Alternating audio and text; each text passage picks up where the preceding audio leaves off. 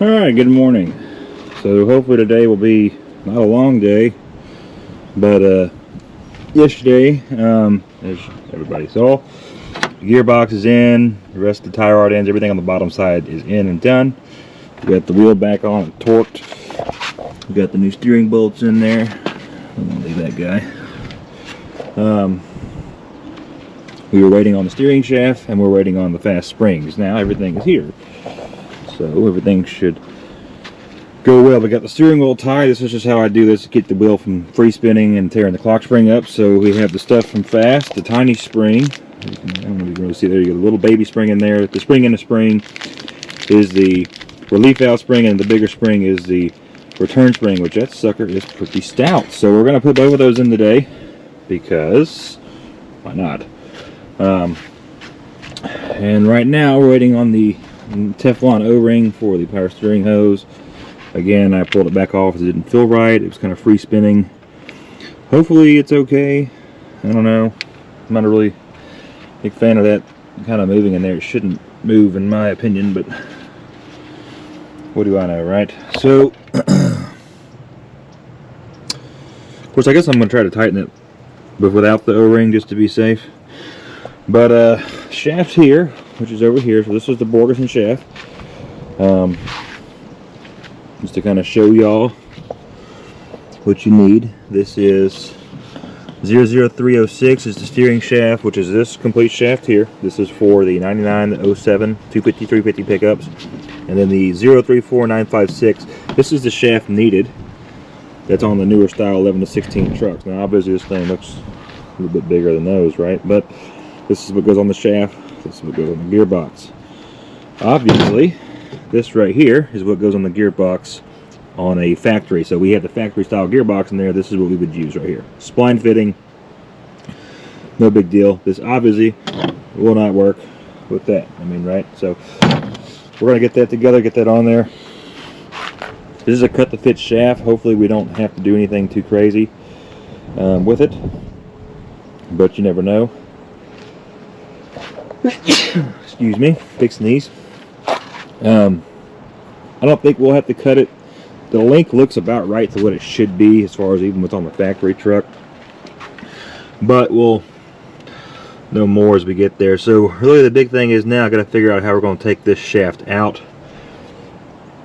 I'm pretty sure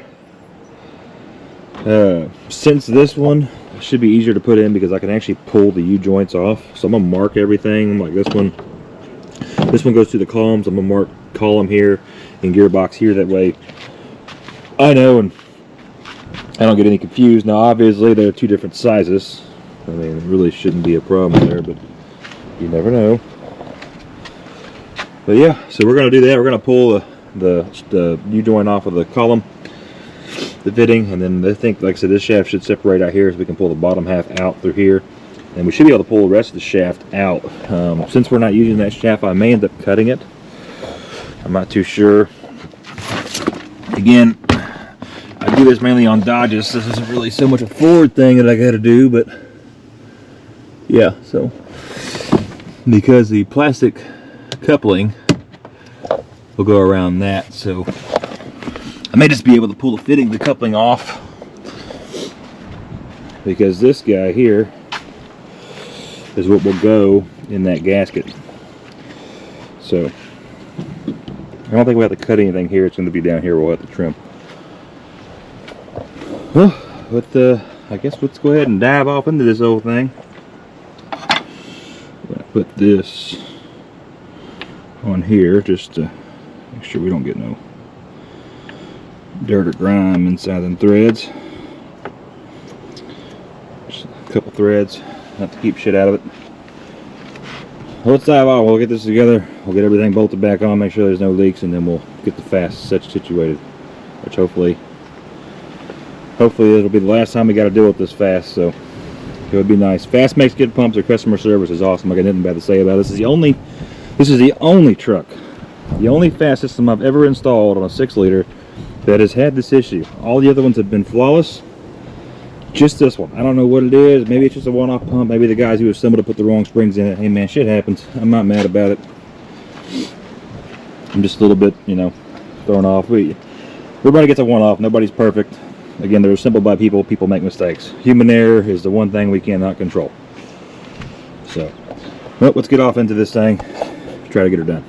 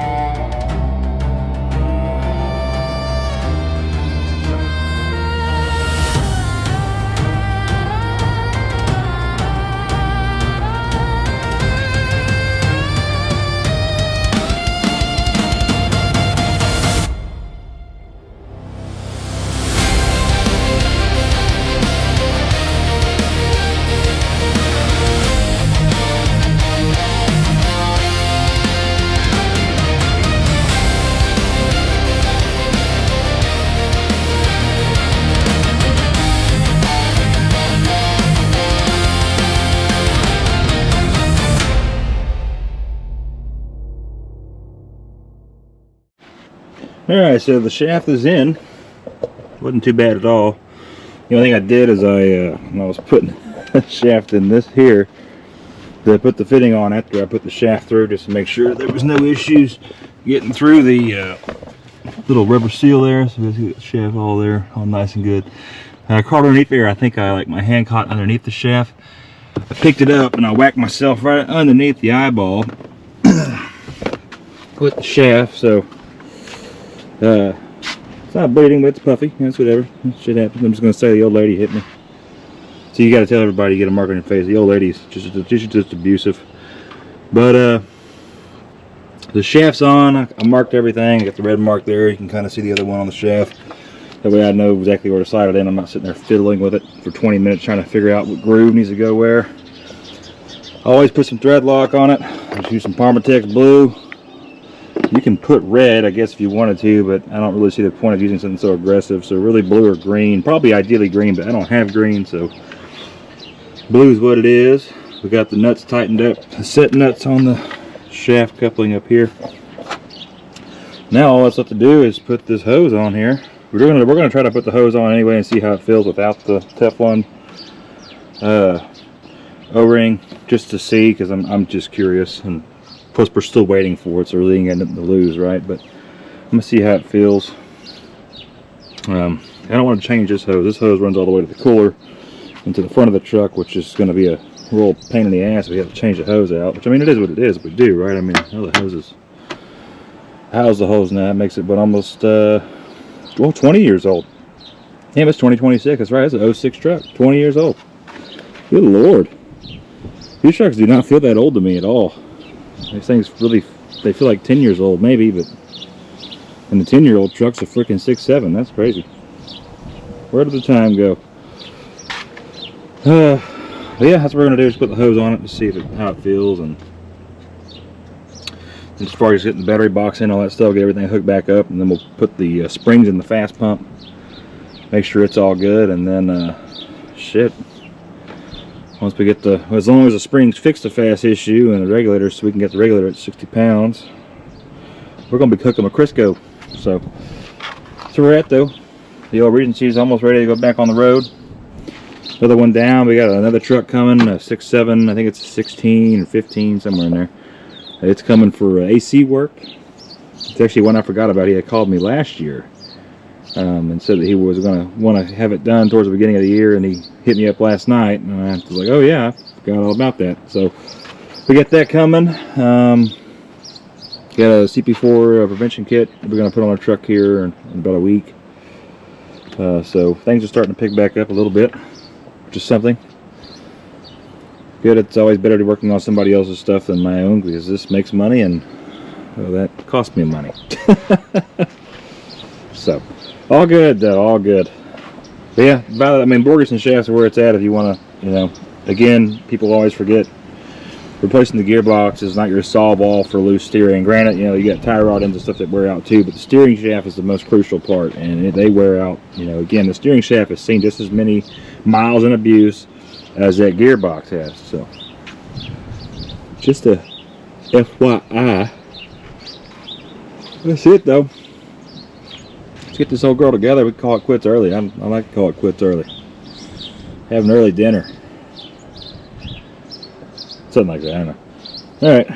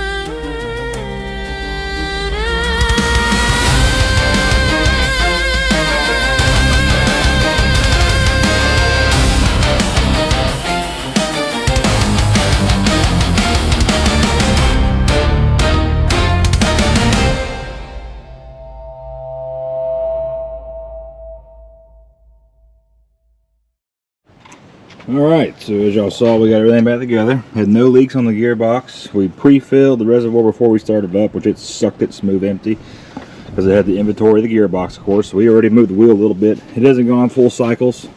I'm definitely going to have to adjust the pitman arm drag link to get the steering wheel completely aligned. I doubt it's truly aligned. The wheel's a little bit off right now as it sits,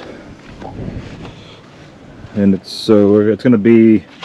We probably got about 3 inches or so we got to kick the wheel down, which I can't do until I have somebody else here to do, because, well, I can. I just don't want to get underneath and out from underneath and up and down, up and down, up and down. So, right now what we're going to do before we get everything finished tightened up, because I got all these wires and stuff. He's got a bunch of extra accessories on this truck. I'm not quite too sure what everything exactly is for up here. I don't think there's any lights in the grill or anything, but I know he's got like a CB radio and a Wii boost on it and all that stuff. So there is some extras. Let's see the CB and all that stuff. So now we're going to change. We're going to pull the spring out of the relief valve. I'm going to do that first before we do. Before we mess with the the return valve, return spring.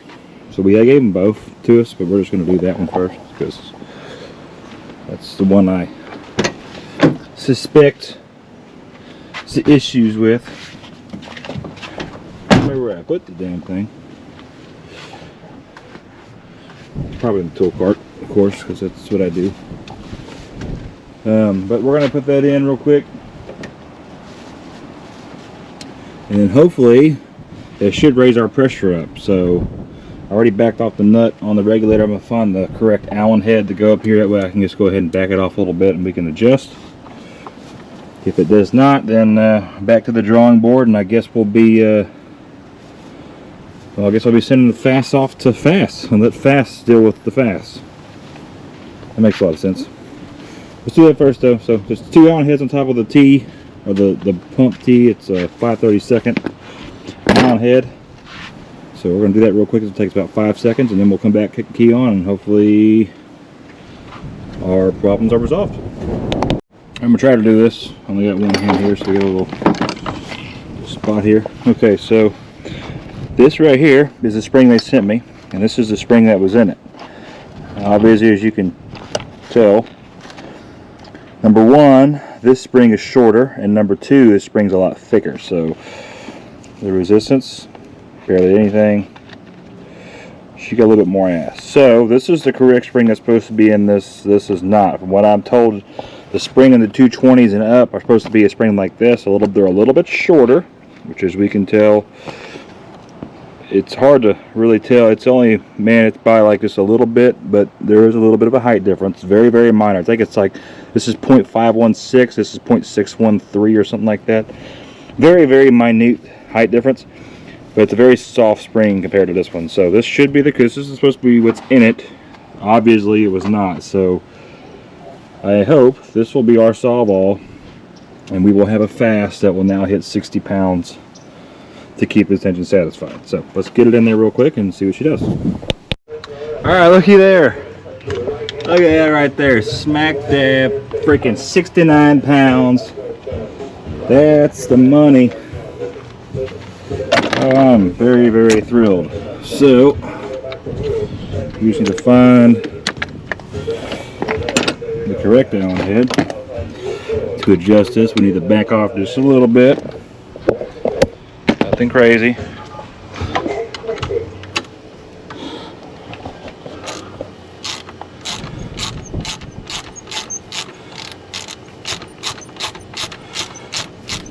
There it goes.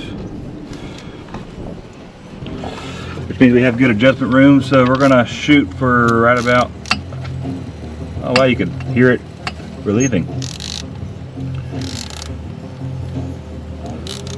Just about 65 pounds. Now it's actually pushing fuel. Imagine that, it's pushing fuel back the way it's supposed to. There's my had the re-record just to let the music playing, and YouTube doesn't like music, so we put the new release spring in it.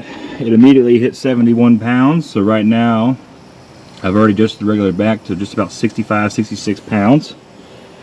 You can hear the fuel returning through the return off the regulator, which is beautiful. So we're going to tighten the set screw back up. Enough.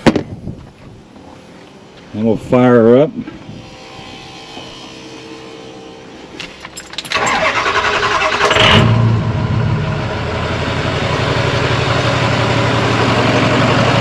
Oh, the motor's a lot quieter now, imagine that.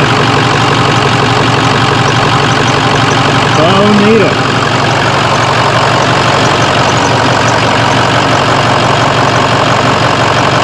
I am quite satisfied with that.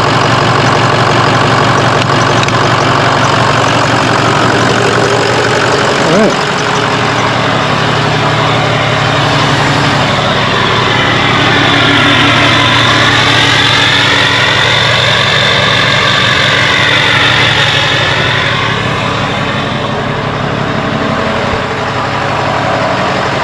Well, just like that, all we're going to do now, we're going to put this cover back on here. Figure out why the edge didn't want to turn on. Did I unplug it? Maybe. Maybe I did, maybe I didn't. Maybe it's tired of me turning the truck off and on. We'll unplug that. Plug it back in. Should light up. There she goes. Much better. That's a happy 6.0 right there, boys. We're going to test drive it, make sure that there is no leaks whatsoever out of the gearbox, and then we'll get the, make sure the steering's lined up real good. So I doubt it is. All I'm going to do is I'm going to back it up, and I'm just going to drive it in a straight line. And then we'll be able to adjust the gearbox as needed. So the gearbox steering drag length. So gauges, but yep. Well, let's see what it does. Make sure let's do a little test drive and then come back and align everything. Alright, so the The power wash, everything. The Regency's done. It's over there, gearboxes, all that stuff. This just showed up. This is this whole situation pisses me off. So this is a good customer of mine. This is a 2024 Ford F-250 Platinum. Okay, this is like a $90,000 rig here, if not more. Okay, this truck has, let's see if it'll even tell us here. It currently has 44,356 miles on it. Oh man, this brakes. This makes me sick.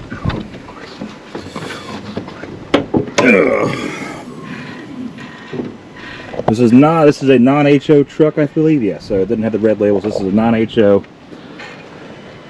So complaint is, so granted, 44,000 miles, 2024. This truck's 2 years old. Still has everything intact. This is a factory. This is a warranty truck. So his AC randomly cuts out, stops working. He'll be driving it, and the AC just stops working and then gets hot. Okay, 2024 truck. Brings it to Ford. Ford diagnoses it, looks at it, says it's the AC compressor. Took them 4 days to have it cut out on them, whatever. Well, Ford tells the owner of this truck that, and this is a Ford guy, okay? He think previous to this he had a 2016 250. Had a really nice truck. And Ford tells him it's no longer under warranty. The AC is not under warranty. 30,000 miles, cut off. They're not fixing it. They say that they've been having a bunch of issues with these things, with the ACs on these trucks. And actually the guy who picked them up was saying, I guess he's got 2 people he works with that also have these newer Fords and are having the same exact issue with, and Ford is just telling them to go pound sand. Please tell me in what world that makes sense. You buy a $90,000 truck, supposed to have a 100,000 mile warranty. Climate control is something that's pretty crucial. I mean, that's kind of why we buy these. If I didn't want freaking climate control, I'd have a horse and wagon, right? And Ford tells you to go pound sand because they refuse to fix it. Their truck, $90,000 truck, possibly a $100,000 truck depending on where you live. That is ridiculous. That pisses me off, and I'm not even the one losing money here. Like, what the hell is wrong with them? And what idiot at Ford decides, oh hey, we got this problem here, but screw the customer. They're on their own. They got to fix their own shit. Which is screwed up. This guy should not be bringing this truck to me. He should not have to pay me to diagnose again and have to fix this thing. Which I hope we can. Oh, we got a love ding right there in the door. But have to pay me to fix this thing when it's under warranty. Less than 50,000 miles on this truck. I don't know, that makes me sick. Like, I know, and he's pretty frustrated. I think he'd be okay if this thing just burnt to the ground, but that would be too. I mean, Jesus Christ, if I spent that much money on a rig, I mean, and having issues like that, especially they tell me to go, screw myself. I mean, what the hell?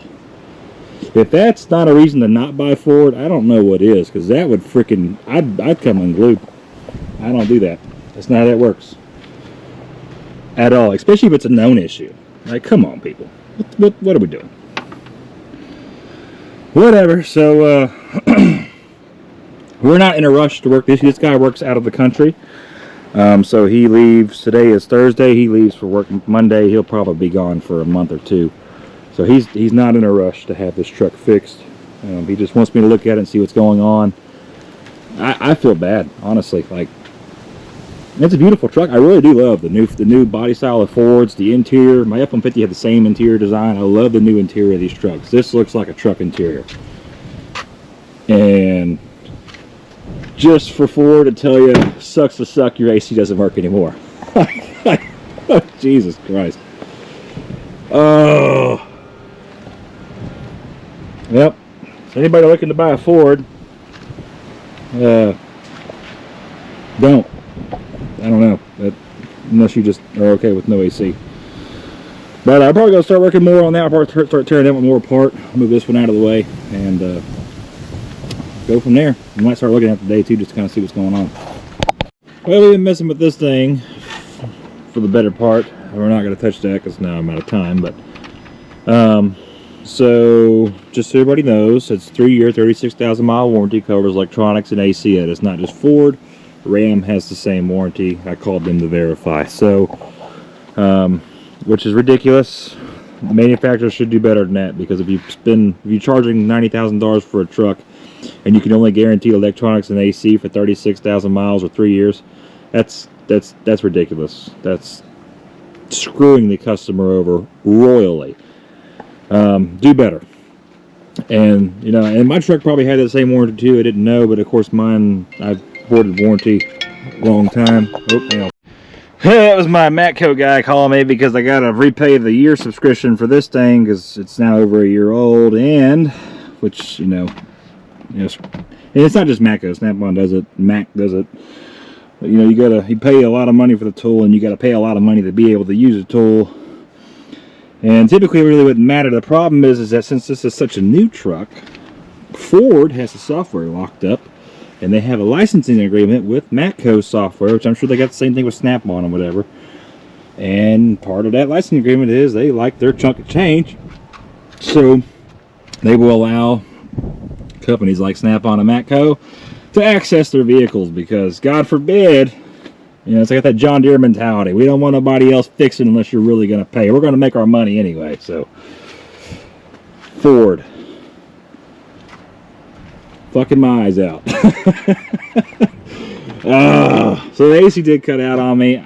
It's working fine. I don't think it's a compressor. Honestly, really what I think it is, which is funny, right? Just so anybody doesn't know, there's nothing to hide, right? So I'm about to pay $1,500 for a year subscription for software for my Maximus 5.0. I paid $6,700 for this scanner, just so everybody knows. That way when people wonder, well, I don't know why the mechanic wants to cost so much to diagnose, because we have to pay for shit like this. Okay, this is not cheap. Nothing to do with this thing is freaking cheap.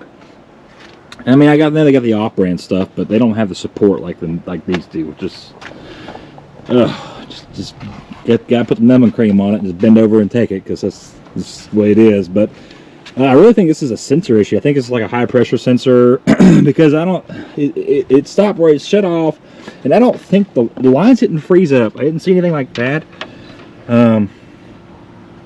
which is good. That's just like marker or some shit. Nothing froze up. Everything, I mean, hell, when it blows cold, man, it blows ice cold. Hell, it makes a river of water. So I really think it's probably something simple, probably like a high pressure switch or something screwing up. And the high pressure switch, if it's anything like the older trucks, is going to be on the high pressure line. If I can see it, I don't think I can. Somewhere down there. Somewhere down in that hole. If it's like the older trucks, probably not. They probably got it hidden in some spot. And of course it's going to be a Ford priority part, so I got to afford to get it. That's what we're looking at, though. Pretty sure, again, hell, it works fine. It's like it gets to a point like the fan clutch isn't kicking on or something, and I need the scanner to hook up to it. That way I can watch the AC command and as well watch the pressures off the scanner, but I can't,